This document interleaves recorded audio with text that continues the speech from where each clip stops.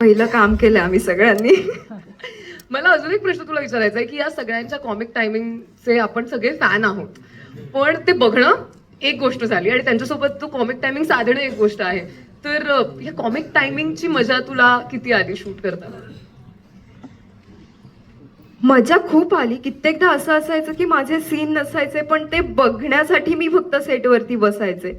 माझं असं असायचं की ठीक आहे, काही हरकत नाही, पण मी बसते आणि त्यांना बघते, मला मजा यायची.